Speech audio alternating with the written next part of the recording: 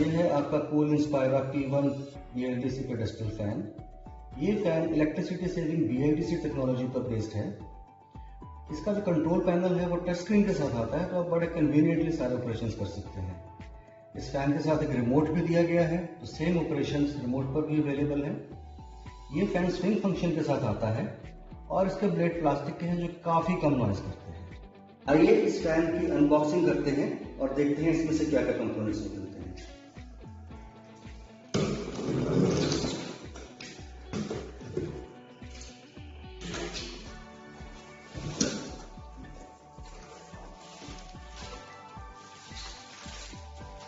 ये फैन का warranty card है। ये फैन 2 साल की वारंटी के साथ आता है। इसमें एक ये कैप दी गई है जो फैन के बेस पर लगती है। ये रिमोट और 2 सेल्स दिए गए हैं।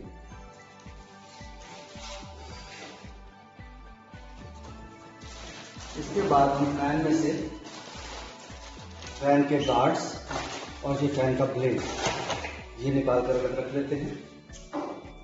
इस फैन में 2 गार्ड दिए गए हैं, एक रियर गार्ड, एक फ्रंट गार्ड और एक दोनों गार्ड को जोड़ने के लिए ये रबर की ट्यूब।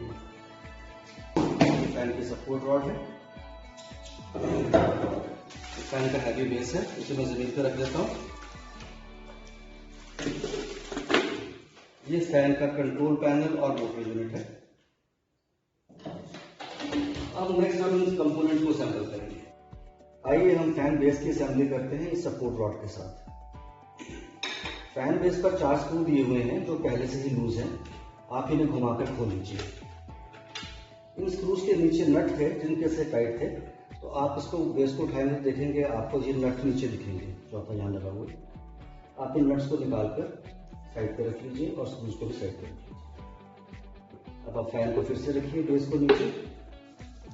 सपोर्ट पाइप में 4 होल दिए हुए हैं, आप इन्हें यहाँ प्लेस कीजिए। एक स्क्रू लीजिए, इसको यहाँ से इंसर्ट कीजिए और एक नट उठाइए और नट उठाकर असेंबली को टिल्ट करके इस स्क्रू पर चढ़ा दीजिए।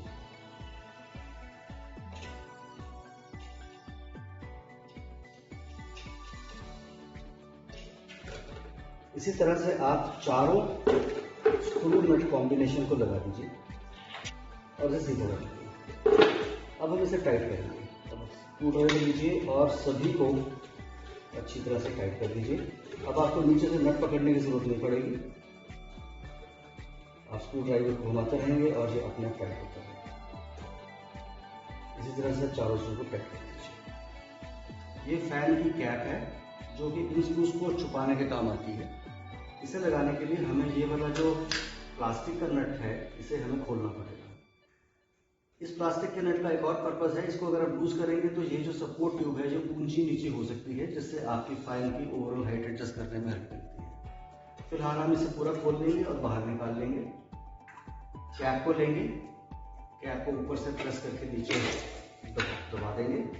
इसने स्क्रूज को हाइट कर लिया है।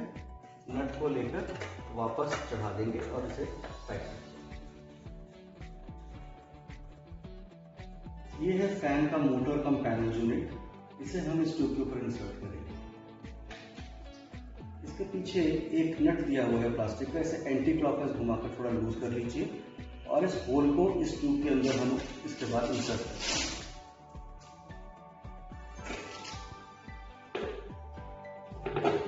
ये इंसर्ट हो गया है और इंसर्ट करने के बाद हम इस नट को वापस क्लॉकवाइज घुमाकर टाइट कर देंगे ताकि ये फर्मली पैनल यूनिट ट्यूब के ऊपर फिक्स हो जाए। ये पूरी तरह से टाइट हो गया है, ये फर्मली फिक्स हो गया है। फैन के मोटर पर 2 नट्स दिए हुए हैं प्लास्टिक के, हम इन्हें खोल लेंगे। सबसे पहले जो बाहर नट दिया हुआ है इसे ब्लेड नट कहते हैं। इसे क्लॉकवाइज घुमाकर खोलना, ध्यान रखिए क्लॉकवाइज घुमाकर खोलना। इसे खोलकर आप उतार कर साइड पर रख लीजिए।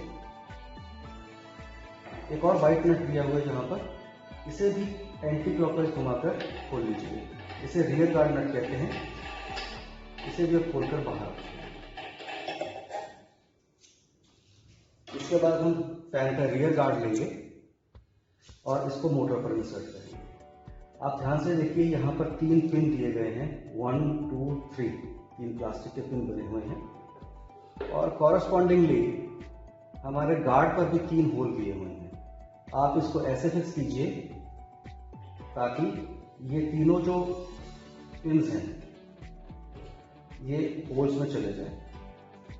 और करने के बाद आप प्लास्टिक का रियर गार्ड नट लेंगे जो अभी पहले खोला था और इसे क्लॉकवाइज घुमाकर यहाँ पर टाइट कर देंगे। हमारा रियर गार्ड फिक्स हो गया। अब हम ब्लेड फिक्स करेंगे। हमने ये ब्लेड लिया, ब्लेड के ऊपर एक स्लिट दी गई है यहाँ पर और शाफ्ट के ऊपर एक ब्लैक कलर का पिन दिया हुआ है। हम स्लिट को पिन के ऊपर चढ़ाएंगे। तो हमने ब्लेड लिया, पिन से उसका स्लिट अलाइन किया और शाफ्ट पर चढ़ा दिया। चढ़ने के बाद हम ब्लेड नट लेंगे जो हमने सबसे पहले खोला था और इसे हम एंटी क्लॉकवाइज घुमाकर इस पर टाइट कर देंगे। तो हमारा ब्लेड फिक्स हो गया है। इस नट के ऊपर लिख के रखा है किस डायरेक्शन में घुमाने पर ये लूज होगा, किस डायरेक्शन में घुमाने पर ये टाइट होगा। ब्लेड असेंबल होने के बाद आप इसे थोड़ा घुमाकर देखेंगे कहीं ये रियर गार्ड से टच तो नहीं हो रहा कहीं पर।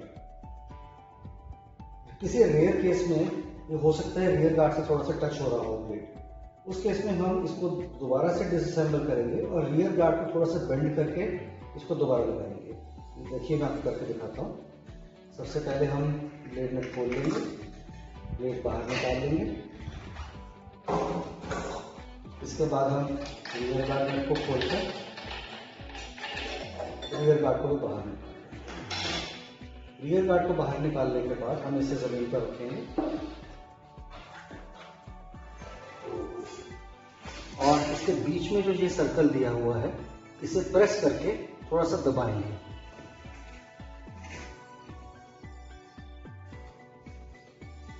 इसे दबाने के बाद हम ये असेंबली दोबारा करेंगे।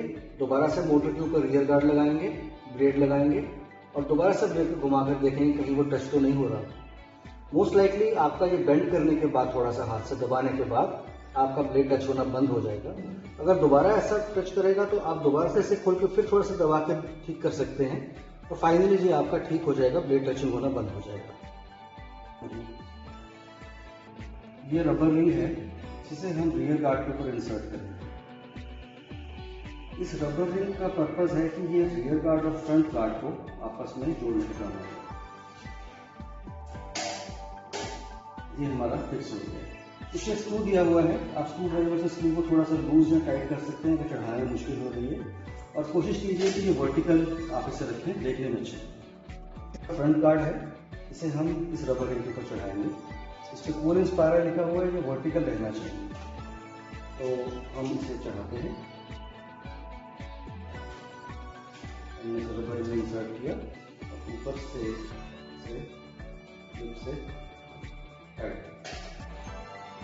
फैन हमारा पूरी तरह से असेंबल्ड है। अब हम पावर पॉट को वॉल में लगाकर इसे स्टार्ट करेंगे।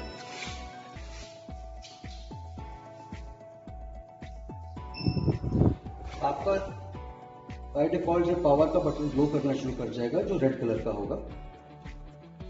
जो यहाँ पर कंट्रोल पैनल पे बटन दिए गए हैं सेम बटन यहाँ पर रिमोट में भी अवेलेबल है।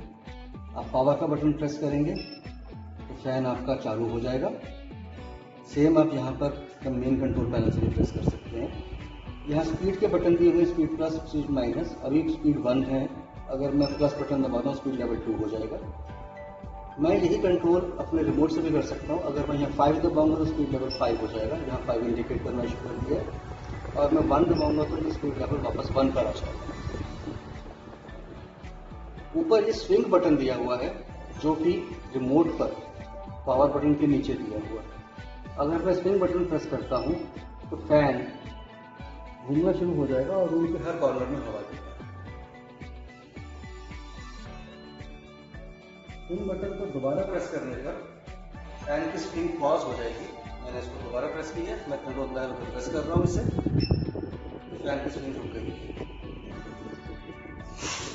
आपके रिमोट पे कुछ और बटन भी दिए गए होंगे, जैसे टाइमर के बटन दिए हुए हैं, इधर रिवर्स मोड का बटन है और इधर डाउन लाइट का बटन है। ये बटन एप्लीकेबल नहीं है आपके फैन के लिए। आपके फैन के लिए 6 speed button, spring curve button और जो पावर ऑन या पावर ऑफ का बटन जो ये एप्लीकेबल है। आपका फैन अगर आप इसका फेस ऊंचा या नीचे करना चाहें तो आप इसे सिंपली टिल्ट करके ऊपर या नीचे करें। अगर आपके फैन में टिल्ट करने पर स्प्रिंग लोडेड एक्शन से ये वापस आ जाता है, यहाँ फैन के पीछे एक नट दिया हुआ है, आप स्क्रू ड्राइवर लीजिए और इस नट को थोड़ा सा टाइट कर दीजिए, तो फैन का जो स्प्रिंग लोडेड एक्शन है वो टाइट हो जाएगा और फैन अपने आप आपका वापस नहीं आएगा। तो ये है आपका कूल इंस्पायरा VLTC पेडेस्टल फैन।